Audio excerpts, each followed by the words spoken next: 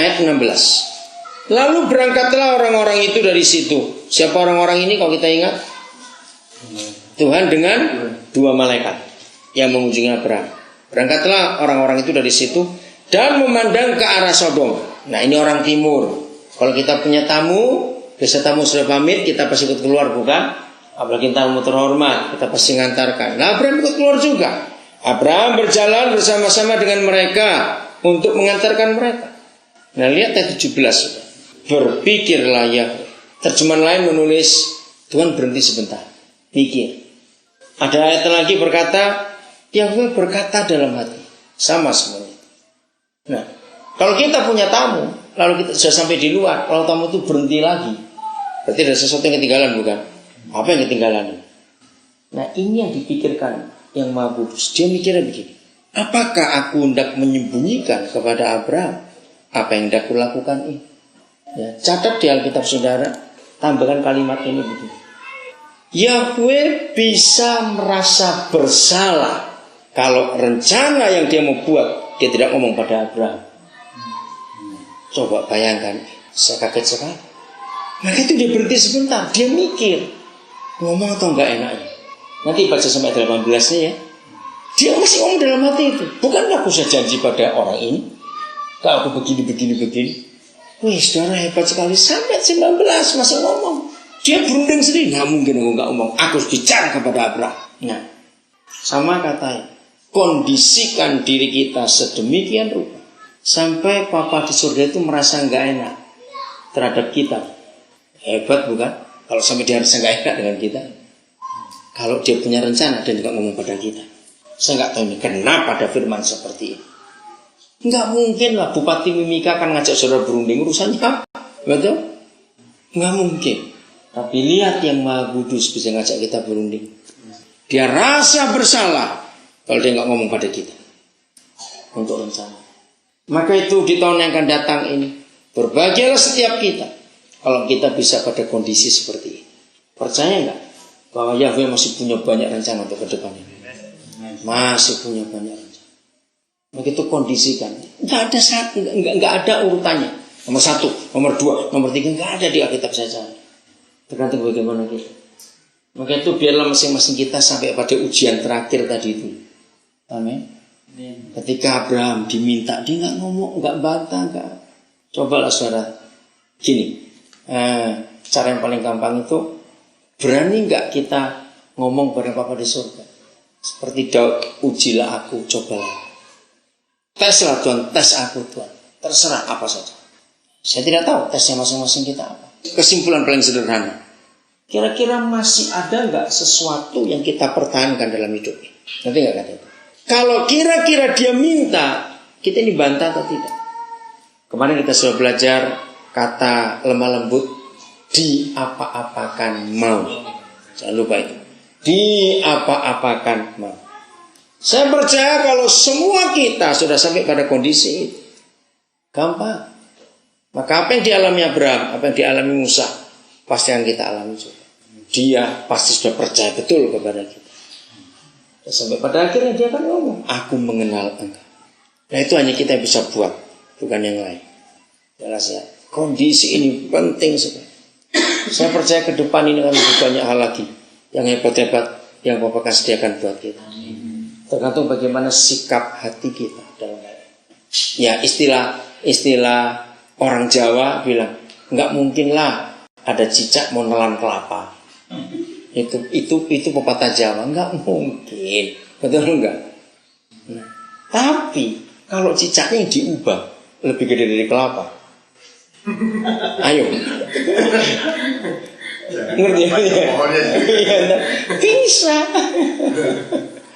Jadi bagaimana kita bisa mengkondisikan diri kita seperti itu?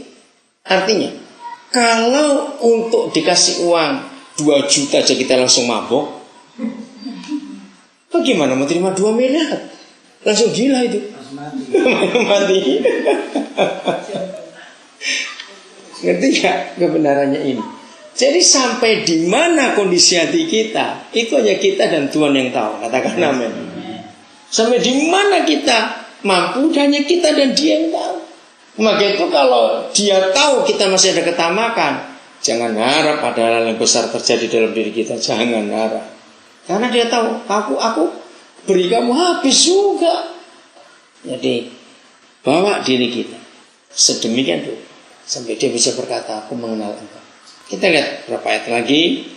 Yang terakhir, supaya sungguh-sungguh kita itu makin serius dengan dia. 2 Tawarik pasal yang ke-16 ayat yang ke-9.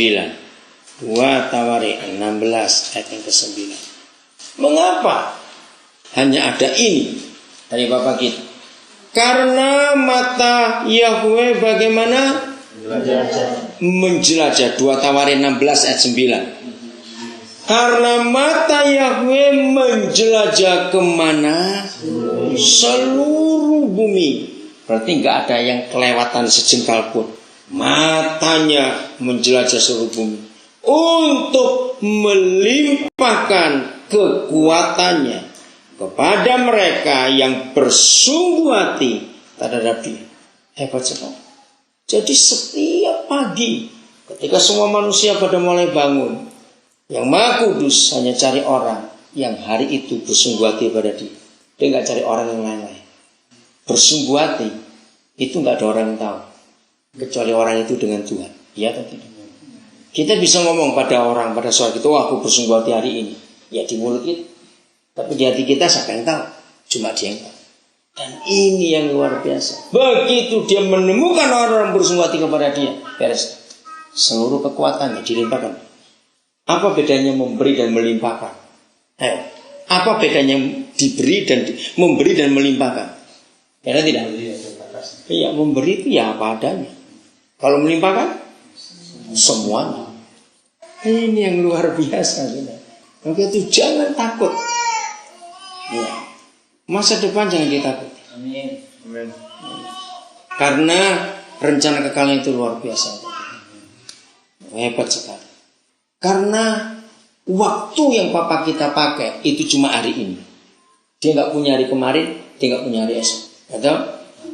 Nah, karena setan tahu waktu dia itu cuma hari ini. Jadi Papa kita nggak ada di hari kemarin, dia juga nggak ada di hari esok. Sebab itu nggak punya. Dia cuma tahu hari ini. Pernah sadar nggak ini? Maka itu semua kata waktu di Alkitab selalu hari ini. Pada hari ini, pada hari ini. Ingat doa Bapak kami? Pada hari ini. Semua pada hari ini. Nggak ada kemarin, nggak ada besok. Maka itu kalau ada orang kecepatan hidup, tahu istilah ini? Kenapa? Iya. Jadi hari ini aja belum selesai, dia sudah mikir bulan depan. Kecepatan itu. Nah, kalau kita kecepatan, dia nggak ada di situ, dia masih di sini kok. Maka itu kita setengah mati di sana duluan, bingung sendiri. Itu orang semua khawatir. Tapi juga setan kalau nggak bisa dibawa hari ini, dia akan tarik kita ke belakang. Selalu diingatkan masa lalu, ditarik mundur terus ke belakang. Ingat, Yesus pun nggak ada di situ, karena dia ada di hari ini bersama dengan kita. Maka itu dia berkata khawatir sehari cukup sehari. Ya karena alasan ini. Dia cuma ada di hari ini, dia nggak ada di hari esok. Jadi jangan cepat-cepat ke sana besok ya. Tunggu aja di sini dulu. Besok ada lagi. Jadi kalau kita berkata Immanuel, ya ada di hari ini. Immanuel nggak ada di hari depan. Belum nyampe dia. Tunggu aja di sini. Sebetulnya gampang. Apa yang menyebabkan kita bisa hidup cuma di hari ini? Yang menyebabkan cuma matahari itu. Ya, betul nggak? Kalau nggak ada matahari, nggak ada kemarin, nggak ada besok, hari ini terus. Indonesia itu tidak cuma jauh. Ya sudah, hiduplah di hari ini. Karena Papa kita itu matahari kebenaran kita.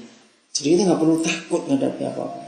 Berbahagialah setiap kita kalau kita nggak pernah punya rencana untuk diri sendiri, tapi semua rencana kita buat dari rencana Tuhan. Nah, semua dalam kehidupan kita kan. Tadi yang berkata kepada saya, aduh, saya ini belum punya apa-apa ya, tapi mau menikah. Tenang saja. Menikah dengan punya apa-apa itu beda urusannya. Enggak usah takut. Karena kalau kita hidup sungguh-sungguh dengan Dia, wah itu luar biasa. Amin. Kerjakan apa yang Dia rencanakan, yang lain pasti akan beres. Amin. Enggak usah takut. Amin, Pak. Ayo kita menghampiri Tuhan yuk.